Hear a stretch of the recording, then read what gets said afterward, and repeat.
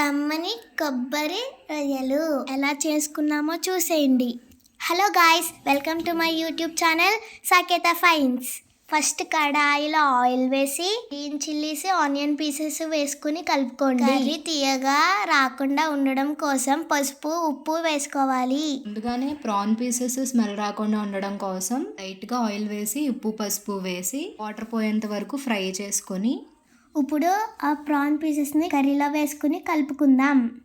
తగినంత కారం వేసుకుని కలుపుకుని ముక్క మునిగేలా వాటర్ పోసుకోవాలి. ఇలా వాటర్ మరిగినప్పుడు కొబ్బరి తురుముని కర్రీలో వేసి కాస్త వాటర్ వేసి మిక్స్ చేసుకోవాలి. ఒక 10 minutes తర్వాత 1 స్పూన్ హోమ్ మేడ్ మసాలా పొడి, కొంచెం యాలకుల పొడి వేసుకుని కలిపేసుకోవాలి. కరివేపాకులు కూడా వేసేసుకుని మూత పెట్టేసుకోవాలి. ఒక 10 minutes తర్వాత కర్రీలో వాటర్ పోతుంది. ఇప్పుడు కమ్మని కొబ్బరి రొయ్యల కూర రెడీ అయిపోయింది. మీరు ఎప్పుడైనా కొబ్బరి ప్లస్ ప్రాన్స్ కాంబినేషన్ ట్రై చేశారా? నాకైతే ఈ కాంబినేషన్ చాలా ఇష్టం.